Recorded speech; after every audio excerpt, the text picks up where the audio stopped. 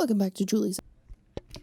Hey everyone, it's Julie. Welcome back to Julie's Infinite Playlist, and thank you for listening. Just a quick note on how you can support the podcast. The easiest ways are to rate, review, and subscribe on iTunes. This helps with sponsorship. You can also rate and review on Stitcher.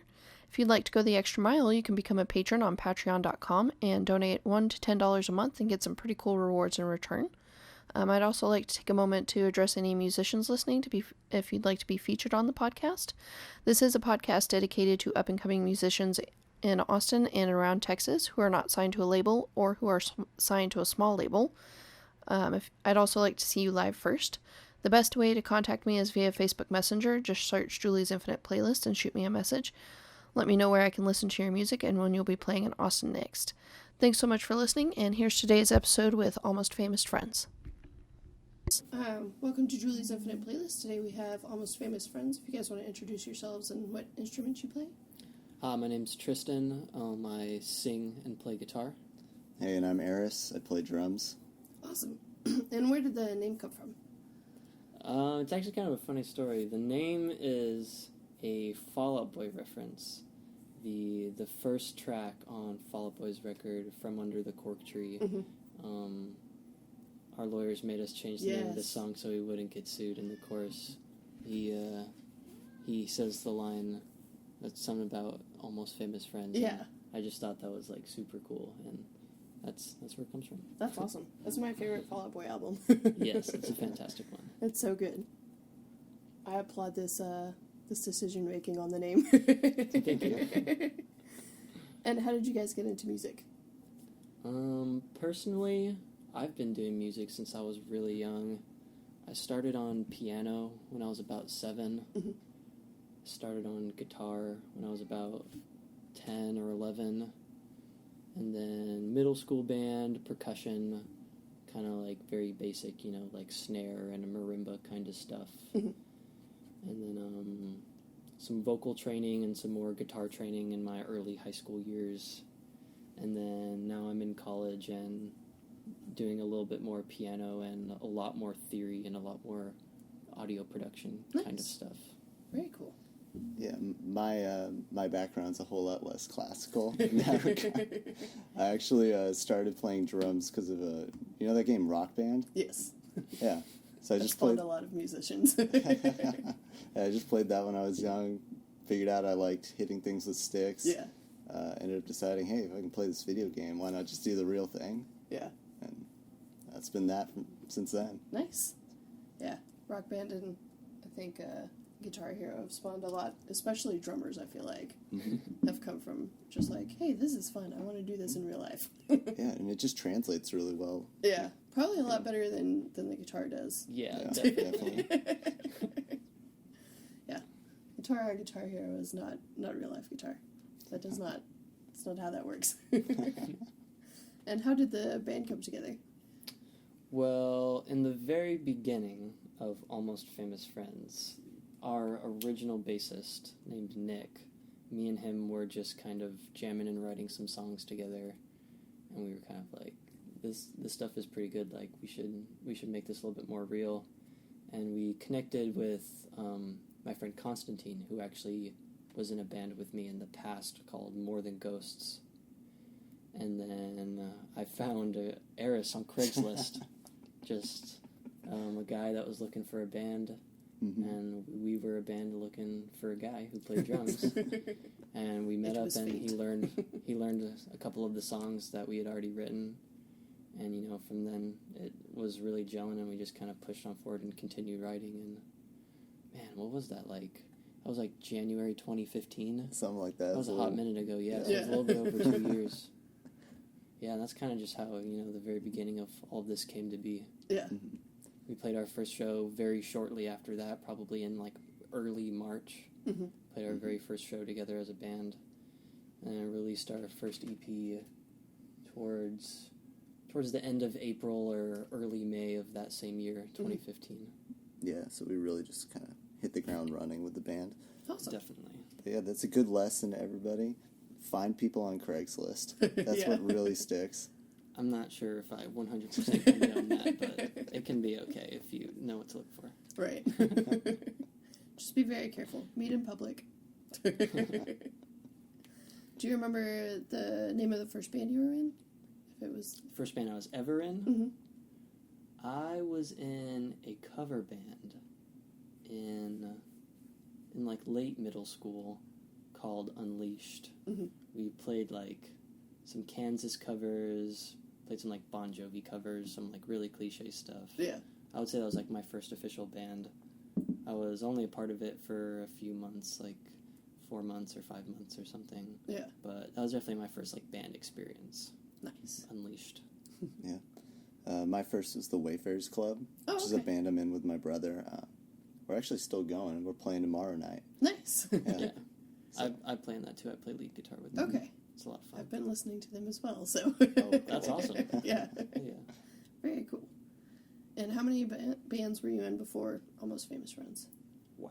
That is a loaded question. For me, at least. So I was in Unleashed in middle school. At the very beginning of high school, I played in a two-piece with my friend Hunter Sharp called Lithium Sun. Mm-hmm. I was on drums and he was on guitar. I also played in my own band called More Than Ghosts, which was me, my friends Constantine and Nick, and Colton. It was a little bit more like pop-punk, power pop. And then I was in the Hunter Sharp band for a little bit, which is Hunter Sharp and his crew. They're kind of like alternative indie rock, very hard-hitting rock. And then I play in the Wayfarers Club, and then Almost Famous Friends. So I would say, what is that, like 5, 4? Yeah, something like that. that. And I've done a like solo acoustic stuff too, so I don't really know if that like counts necessarily, but Yeah, it counts. I've been a little bit all over the place, honestly. Yeah. Yeah, for me, it's just the two, Almost Famous Friends and Wayfarers Club. There's nothing So, wrong with that. just batting 100 over here. All right. Just keep going. It's good. And describe your music for Almost Famous Friends. I would say our music is a very interesting blend of a modern hard-hitting pop punk and ambient like emotional rock, somewhere in the middle of like The Story So Far and Citizen, or like With a lot of brand new pianos. too, right? Yeah, brand new, definitely. Yeah, just a lot of brand new influence. melodic, atmospheric. Right. Yeah. Our newer stuff is starting to get a little bit darker, a little bit on the heavy, dark, hard-hitting rock side, but I don't know. I'm someone who enjoys and listens and writes a lot of styles, so Yeah. I mean, like, for example, our only full length that's out right now is 8 tracks, and there's some stuff on it that's just like straight out the box pop punk, Yeah. and there's some stuff on it that's like a little bit out of this world, like emo alternative. So Yeah. we mix it up as much as we feel like we can, but Yeah. it's definitely somewhere in between, kind of like a pop punk and an emo. Yeah. And it kind of keeps it interesting, just being able to, come in each day and think, oh, well, what do we feel like playing right now? Right. What do we want to do with this song? We could go all these different ways. Yeah. For sure. Yeah. That's awesome. And so your lyrics are probably some of the best that I've heard in a while. Thank you. Passing Days is probably one of my favorites, especially the line, the thought of you makes my bones hurt. Like that, the first time I heard that, I was like, are you kidding me? Like, that is brilliant. Because I've definitely felt that way before. Yeah, of course. But there's one in particular, Better Without You, that kind of seems like it could be about emotional abuse, which kind of resonated a lot with me. I don't know if that's where you were going with that song, but that's You're speaking about Without You, right? Yes. Yeah.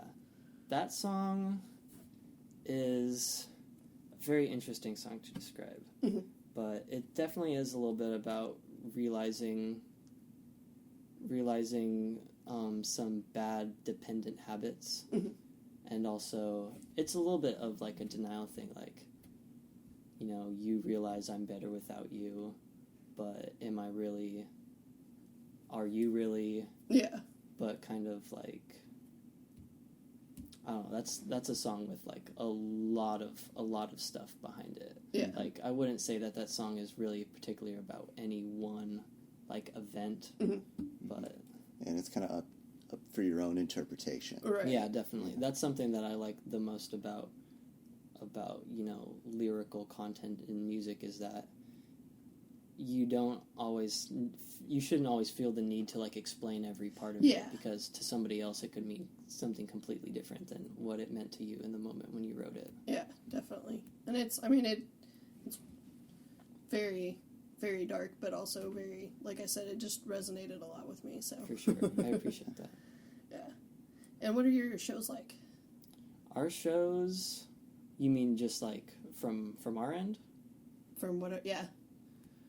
I would say. What kind of experience do you feel like? We like to come out of the gate really hard in our shows. We like to, have our first couple songs be really hard hitting, really high energy, and then towards the middle, maybe we slow it down a little bit. It gets a little bit more emotional, gets a little bit more groovy, and then at the end we kind of pull it back out and we get really hard hitting. And recently we've been closing with Passing Days a lot. Just that very last like outro section that's just super crazy, super ambient, huge guitar sounds. Yeah. Just kind of end with a bang. But our live shows are definitely a lot of energy. Yeah. A lot of energy. Definitely. We're always trying to push to see what's the most energy we can put out on stage. I know personally, I feel like I didn't do my job if I'm not exhausted by the end of the set. Oh, absolutely. I think Tristan feels the same way, right? Yeah, every single time I walk off the stage just sweating from head to toe. Yeah, I try to leave a show myself feeling like I'm like completely exhausted, because if I didn't, then it probably wasn't that great of a show because I wasn't really dancing around or anything. Yeah, for sure. It's cool too the way that energy bounces off of people.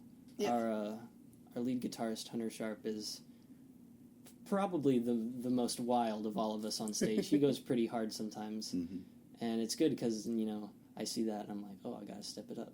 Yeah. I gotta keep up with him. Right. So it's definitely good. Yeah. It's a good energy. And what's your favorite thing about playing live shows? My favorite thing about playing live shows, honestly, probably hearing people sing with me. Yeah. That's like, it took a little bit for like us to reach that point. Actually, the very first song that people used to sing along with a lot was Speechless. During like kind of the bridge breakdown of Speechless. I think it was like one of the very first times we played Mohawk Inside. There was like a good like 10 or 15 people singing along in that bridge, and I was just like, wow. Like it absolutely blew me away. Yeah. And a little bit more recently, like Say It Twice or like Better Off are the ones that people sing with a lot. Yeah. And definitely those moments of the shows are just the ones that blow me away the most. Definitely. Just that connection with the fans is incredibly powerful. Yeah. Like probably my favorite show, or one of my favorite shows, is when we did our album release back at the old FSG, that garage. Absolutely. Crowd was huge, and people were just singing along to Speechless. And I think that was the first time I'd ever actually heard them singing back. Oh, yeah. Because it was very loud, echoed in there. That was crazy. We've played a lot of shows where there's been nobody there. Right, yeah. But to have a crowd of people singing along with your song. Yeah. That's just wild. Yeah. And especially just the reaction at the end, like you finish playing and you're kind of in your zone the whole time and you look up and there's just like 30 people like smiling cheek to cheek right at you, and you're like, damn, like we made those people smile. Like that's fucking awesome. Yeah. They could be at home watching TV. They could be doing all sorts of things, but they're here singing along. Right. That's having crazy. A good time. Yeah. Do you guys have any pre-show rituals? Honestly, not really. I feel like that's something that a lot of bands kind of do. I mean, I definitely like to get in like some vocal warm-ups, just kind of like basic, get myself prepared. But usually it's kind of just like the band before it comes off and we're like, all right, we gotta go, and we rush and we get all our stuff up, and then the minute we're ready, we're like, all right, let's do it, and we just like go straight into it. Like we don't waste any time. Yeah. So. Yeah, there definitely have been some shows though where we've kind of huddled up a little bit. Yeah, for sure. Ourselves some of the like bigger shows that we were like, okay, we need to like collect ourselves really quick. Yeah. It's about to go down. Yeah. And what's your writing process like? Our writing process has been a little bit all over the place, but I tend to write music the most when I'm alone. So a lot of the times I'll just kind of come in with like a skeleton of a song, you know, like, hey, I've got this verse and this chorus, like, you know, let's just play through it and like see how we're feeling, see what comes out. And then, you know, from there, like, I'll get some feedback from the guys and like develop the rest of the song a little bit more. And then really, I would say in the studio is when a lot of the, you know, big ideas and a lot of the main hooks kind of come into place. Mm-hmm. Yeah. Which I know isn't always suggested by most, you know, musicians or producers are like, oh, you shouldn't write in the studio. But sometimes the studio is really the best place to experiment, you know? Yeah. Because you can just kind of, even if it's not, you know, like a professional studio, if it's just your home studio, you can just play a riff and play it back and really just kind of hear it and soak it in while you're not playing it and just kind of be like, okay, I can change this around a little bit, this riff could be different, this rhythm could be different. Yeah, and you have that dedicated time to be experimenting with all those things. Right. You can't always do that in Absolutely. a normal practice, you know, trying to gather everybody for that. Yeah. Mm-hmm. But a cool thing about, you know, just playing music, at least that I've found, mm-hmm. is that when you're learning an instrument, it's all about the mechanics of it. You know, right. You're trying to figure out how to play it. But then once you've learned the instrument to a degree, mm-hmm. you're kind of, it's more like a tool than something you're trying to conquer. Right. So you start getting the ideas in your head, as I'm sure you do. Mm-hmm. And then it's more about, you know, how do I translate that out? Yeah. Now, how do I use this tool to create something that is my own? Exactly. Versus just replicating something that, you know, I've heard from another band. Right. Yeah, definitely. And who would you say are your influences? I know you kind of touched on a couple of them, but... A lot of my really big influences for this project would be bands like The Story So Far, Real Friends, Citizen, Balance and Composure, Brand New. I really like Paris. Mm-hmm. I really kind of want to drift a little bit into that like dark synth rock area. Yeah. Just kind of dip a toe in that one. Just a little bit. In Tune got close. There's a little bit of kind of like vibey string synths over the top of In Tune that are really subtle. Like if you didn't even know to listen for them, you wouldn't even really know that they were there. But I would say those are kind of my biggest influences. Mm-hmm. Yeah, for me, it's probably Brand New is a big one, just because I love their sound so much. Mm-hmm. And then I pull a lot for specific things from different drummers. Mm-hmm. Like, you know, there's Mike Kennedy from the Wonder Years. I really like his drumming because he's very, you know, creative with his drumming. He kind of does whatever he wants. Yeah. So yeah, that's a big one. Adam Willard, who was in Angels and Airwaves, but I think is now in Against Me. Mm-hmm. I pull a lot of what I try and bring to a live show from him. Like, I was blown away the first time I saw him with Against Me. That guy goes so hard on stage every night. Did you get to see them when they were here?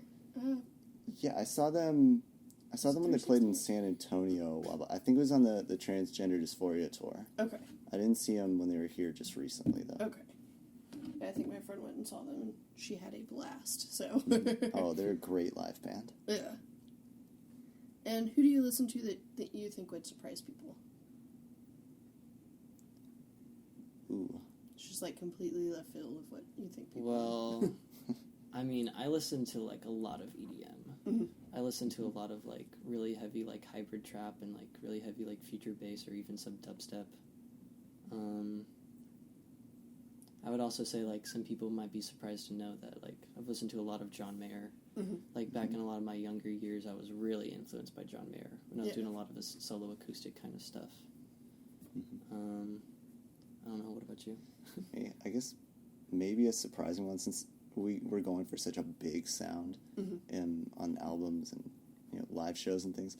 I listen to a lot of kind of synth pop and very chill music. Like I've been listening to a ton of Radiohead lately. Yeah. Stuff like that. It's not just pop punk. I actually barely listen to pop punk these days. Yeah. I feel like most of the pop punk I've been listening to has either been like stuff from 2005 or just Austin bands. Yeah, local bands. Yeah. You listen to the new Dozer TX EP? Yes. Yeah. It's very Centerpiece. good. So good.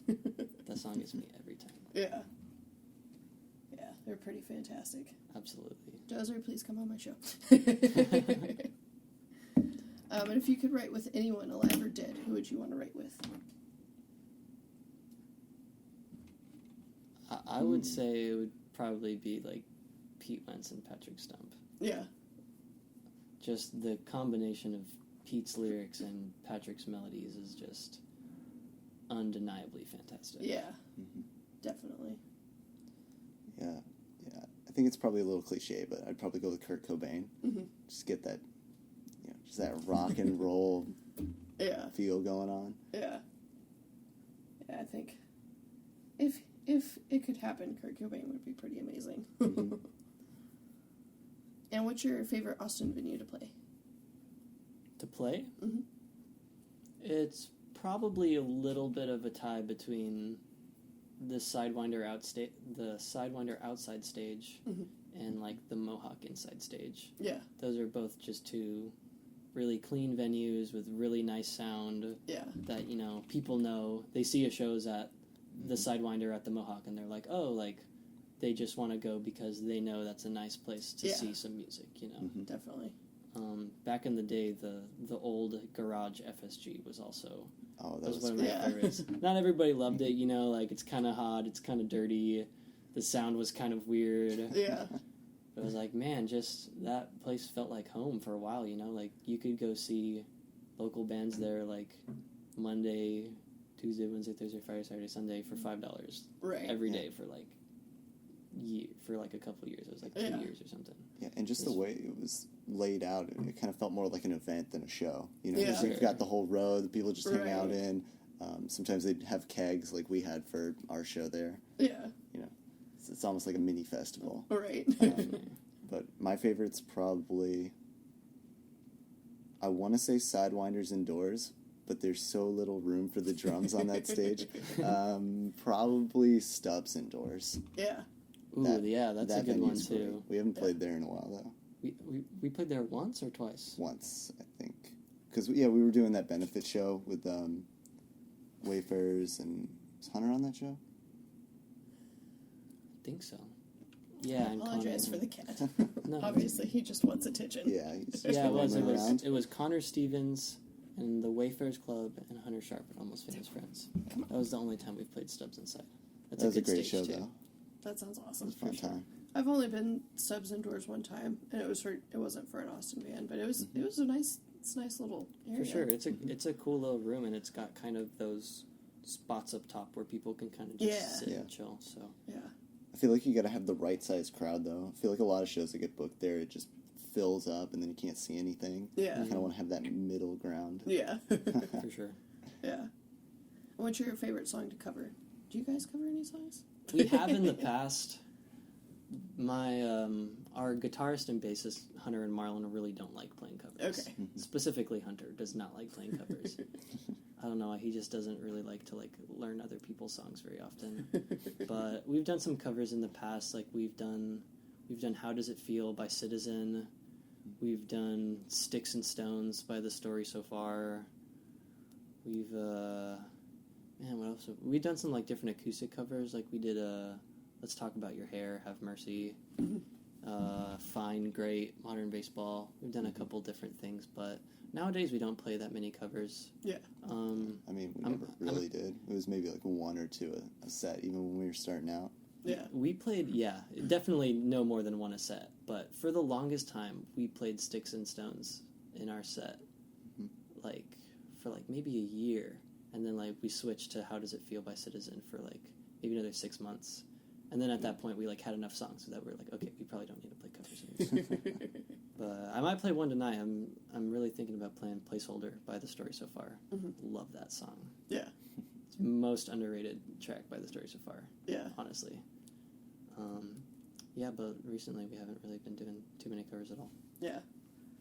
I feel like in Austin it's almost come to be you have to play a cover, and that's kind of annoying because it's just it's not why. Yeah, I definitely see how some fun, people can feel that way. And there's very specific examples too, for example, the Burning Years does the pony cover that everybody knows just because it's the goofiest thing in the whole world. Yeah. And they pull it off, don't get me wrong, it sounds really good. Definitely. But it gets to the point where I can see people in the crowd are play pony, and Sherman's just oh Yeah. Please don't make me play this again. I liked when they did Paramore because Sherman and the drummer would switch places. Yeah, that's great. Yeah, that's a good one. So good. Bring that one back. Please. And where can we find your music? Everywhere. iTunes, Spotify, Apple Music, Amazon, Pandora, YouTube, whatever you're listening on. We all we have out right now is our first LP, I'm Not Who I Want to Be, a split EP with Lions and Tigers, also from Austin, Texas. We have 2 tracks on that. And then our newest acoustic record, 4-track EP, Show the World You Are Kind. All of those are going to be on all of the streaming music platforms. Awesome. Awesome. And this will probably go out mid-August. Do you have any shows around that time? We don't have anything super planned at the moment, but I believe in late August we will have something going on. So just kind of end of summer keep kickoff, the ears open, kind of things. For sure. I do. For listeners who don't know, I do go to school in Denver as of now. So during the school part of the year, for the next couple of years, Almost Famous Friends is going to be a little bit more inactive. But I will fly home for weekends for shows if it's a big show. If it's a worth show, I'll fly home for it. So we'll still be doing stuff, but it'll just be a little bit slower than it has been in the past. Yeah.